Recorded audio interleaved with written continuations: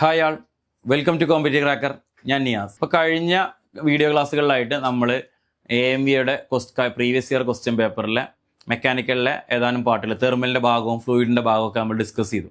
അപ്പോൾ ഇന്നത്തെ ഈ ഒരു സെക്ഷനിൽ അത് കഴിഞ്ഞ് മൂന്നാമത്തെ ഭാഗത്തിൽ നമ്മളുടെ സ്ട്രെങ്ത് ഓഫ് മെറ്റീരിയൽസിൻ്റെ ഭാഗത്തു നിന്നുള്ള ക്വസ്റ്റ്യൻസ് ആണ് നമ്മൾ ഡിസ്കസ് ചെയ്യാൻ പോകുന്നത്.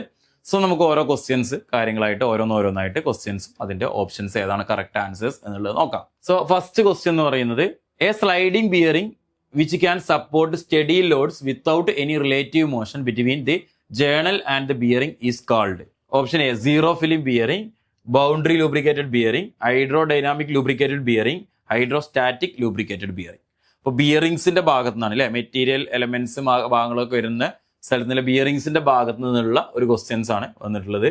A sliding bearing which can support steady loads without any relative motion അല്ലെ സ്റ്റഡി ലോഡ്സിനെ സപ്പോർട്ട് ചെയ്യാൻ പറ്റുന്ന ഒരു റിലേറ്റീവ് മോഷൻസ് ഒന്നും without any relative motions between the journal and ബിയറിംഗും ജേണലും തമ്മിൽ ഇല്ലാത്തത്. അപ്പോൾ ഏതാണ് ആൻസർ വരുന്നത്? സീറോ ഫിലിം ബിയറിംഗ് ഉണ്ട്, ബൗണ്ടറി ലൂബ്രിക്കേറ്റഡ് ബിയറിംഗ് ഉണ്ട്, ഹൈഡ്രോഡൈനാമിക് ലൂബ്രിക്കേറ്റഡ് ബിയറിംഗ് ഉണ്ട്, അതേപോലെ തന്നെ ഹൈഡ്രോസ്റ്റാറ്റിക് ലൂബ്രിക്കേറ്റിംഗ് ബിയറിംഗ് ഉണ്ട്.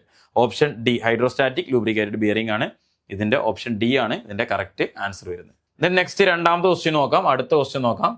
The piston pin bearings in a heavy duty diesel engines are the piston pin bearings. അത് ഹെവി ഡ്യൂട്ടി ഡീസൽ എഞ്ചിൻസിൽ piston പിൻ എന്ന് പറഞ്ഞാൽ നമുക്കറിയാലോ അല്ലെ, പിസ്റ്റനെയും അതേപോലെ തന്നെ കണക്റ്റിംഗ് റോഡിനെയും തമ്മിൽ കണക്ട് ചെയ്യുന്ന ഭാഗം. സോ ഹെവി ഡ്യൂട്ടി ഡീസൽ എഞ്ചിൻസിൽ പിസ്റ്റൺ പിന്നിന്റെ ബിയറിങ്സ് ഏത് ടൈപ്പ് ബിയറിങ്സ് ആണ് കൊടുത്തിട്ടുള്ളത്? Needle roller bearing, tapered roller bearing, collar bearing, cylindrical roller bearing. Heavy duty എഞ്ചിൻസിൽ option A needle roller bearings ആണ് കൊടുക്കാറുള്ളത്. അപ്പോൾ ഓപ്ഷൻ എ ആണ് ഇതിന്റെ കറക്റ്റ് ആൻസർ ആയിട്ട് വരും. നെക്സ്റ്റ് ക്വസ്റ്റ്യന് മൂന്നാമത്തെ ക്വസ്റ്റ്യൻ നോക്കാം.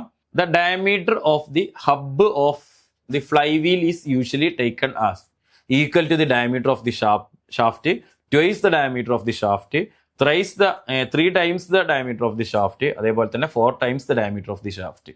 ഈ ക്വസ്റ്റ്യന് കഴിഞ്ഞ തവണ വന്നിട്ടുള്ള ക്വസ്റ്റ്യൻ ക്യാൻസൽ ആയി പോയ ക്വസ്റ്റ്യൻ അല്ലെ, ഫൈനൽ ആൻസർക്ക് വന്നപ്പോൾ ക്യാൻസൽ ആയി പോയ ക്വസ്റ്റ്യൻ കേട്ടോ. The diameter of the hub of the fly wheel is usually fly വീലിന്റെ ഹബ്ബ് എടുക്കുന്നത് നോർമലി എടുക്കുന്ന ഒരു ഇതാണ് ചോദിച്ചത് അല്ലെ.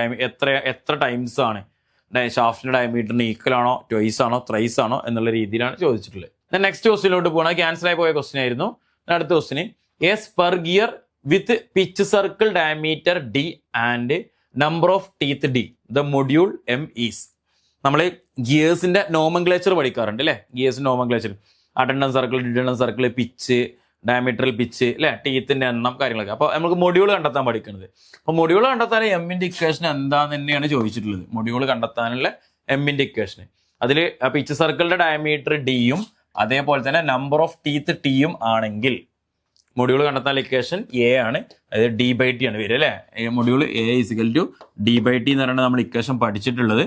ഇതിൽ ഡയമീറ്റർ ഡി ക്യാപിറ്റൽ ലെറ്ററിൽ തരുന്നതുകൊണ്ട് എന്താണോ അതിൽ തരുന്നത് വെച്ചാൽ അതേപോലെ തന്നെ നമ്മൾ ചെയ്യാം.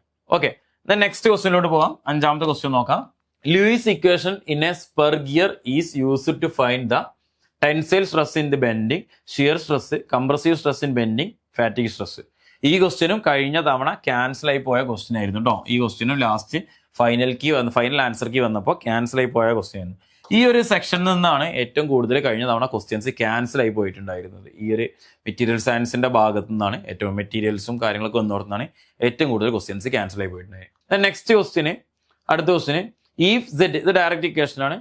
Is the absolute viscosity of the lubricant in kilogram per metre second. N is the speed of the journal in RPM and P is the bearing pressure in Newton per millimeter square ആണ്. Then the bearing characteristics number is നമ്പറിന്റെ equation ആണ്. നമ്മൾ direct പഠിക്കേണ്ടതാണ്. കൂടുതൽ detail ആയിട്ട് പോകണമെന്നില്ല, direct ആയിട്ട് പഠിക്കാം. Option A ZN by P, ZP by N, അതേപോലെ തന്നെ Z by PN, PN by Z അല്ലെ. ഡയറക്റ്റ് ക്വസ്റ്റ്യൻ ആണ്. ZN ബൈ പി ആണ് വരുന്നത് അല്ലെ. ബിയറിംഗ് ക്യാരക്ടറിസ്റ്റിക്സ് നമ്പർ എന്നാണ് നമ്മൾ പറയാറുള്ളത്. ZN by P. അതിൽ Z എന്താണ്, N എന്താണ്, P എന്താണ് എന്നുള്ളതൊക്കെ ഓൾറെഡി ക്വസ്റ്റ്യനിൽ തന്നിട്ടുണ്ട്. Next question the difference between the tooth space and thickness as measured along the pitch circle is. The difference between tooth space and thickness measured along the pitch circle. Option A tooth depth, option B clearance, option C backlash, option D total depth. ഏതാണ് വരിക answer? Option C അല്ലേ? Option C backlash ആണ് വരിക അല്ലേ? ടൂത്തിന്റെ ഇടയിലുള്ള സ്പേസിനാണ് പറയുന്നത്. Pitch സർക്കിളിനെ base ചെയ്ത് നോക്കുകയാണെങ്കിൽ അതിലെ അവിടെ ഒരു ബാക്ക്ലാഷ് ഉണ്ടാകുക എന്നൊക്കെ പറയുന്നത് കേട്ടിട്ടില്ല. അപ്പോൾ അങ്ങനെയാണ് അതിന്റെ ആൻസർ വരുന്നത് ഓപ്ഷൻ സി ബാക്ക്ലാഷ് ആണ്. നെക്സ്റ്റ് ക്വസ്റ്റ്യൻ, ഈ ക്വസ്റ്റ്യനും ക്യാൻസൽ ആയി പോയ ക്വസ്റ്റ്യൻ ആയിരുന്നു, ക്യാൻസൽ ക്വസ്റ്റ്യൻ ആണ്. In which property of the steel has the ability to resist breaking rather than the ability to absorb energy during deformation? Option A machinability, option B hardness, toughness, malleability. ഇത് materials നമ്മളെ property of the materials പഠിക്കുന്നുണ്ട്. ആ property of മെറ്റീരിയൽസിന്റെ ഭാഗത്ത് നിന്ന് simple ആയിട്ട് വന്നുള്ള question ആയിരുന്നു. പക്ഷെ final ആൻസർക്ക് വന്നപ്പോൾ നമ്മൾ ചലഞ്ച് ചെയ്യുകയൊക്കെ ചെയ്തത് കൊണ്ട് ഫൈനൽ ആൻസർക്ക് വന്നപ്പോൾ എന്ത് ചെയ്തു? അത് ക്യാൻസൽ ആയിട്ട് പോയി. Next question, if n is the speed of the arm and ball about the spindle axis, then height of the Watt's governor. ഗവർണറെ കുറിച്ചാണ്. ഗവർണേഴ്സിനെ കുറിച്ച് പറയാണ്ട് ഗവർണറിൽ ഏറ്റവും ഇമ്പോർട്ടൻ്റ് ആയിട്ടുള്ള വാട്ട് ഗവർണറെ കുറിച്ചിട്ടുണ്ട്. അതിന്റെ ഇക്വേഷൻസും കാര്യങ്ങളും വരുന്നുണ്ട്, അതിൽ വരുന്നതാണ്. അതിന്റെ ഒരു ഇക്വേഷൻസ് നമുക്ക് കണ്ടെത്താനുള്ള ഒരു എന്താ പറയുക ഡെറിവേഷനും കാര്യങ്ങളൊക്കെ ഉണ്ട്. ഇവിടെ ഫൈനൽ ആൻസറാണ് ചോദിച്ചത് n is the speed of the arm and ball about the spindle axis, height of the Watt governor is. ഇത് ജസ്റ്റ് ഈ വാല്യൂസ് ഒക്കെ നമ്മൾ കാണാതെ പഠിക്കുന്ന ഒരു വാല്യൂ ആണ്. പക്ഷെ ഇവിടെ നമ്മൾ കൺഫ്യൂഷൻ ആക്കാൻ വേണ്ടിയിട്ട് എന്ത് ചെയ്തിട്ടുണ്ട്? പോയിന്റ് അങ്ങോട്ടും ഇങ്ങോട്ടും ഒക്കെ ആക്കിയിട്ട് തന്നിട്ടുണ്ട്. ആൻസർ എന്ന് പറയുന്നത് ഓപ്ഷൻ സി ആണ്, 895/n² അല്ലേ? അതാണ് ആൻസർ ആയിട്ട് വരിക. ഓക്കെ, നെക്സ്റ്റ് ക്വസ്റ്റ്യനിലോട്ട് പോവാണ്. 10ാമത്തെ ക്വസ്റ്റ്യൻ, ഈ സെക്ഷനിലെ 10ാമത്തെ question. A device used to put off fire in the furnace of the boiler when the level of the water in the boiler falls to unsafe limit is called.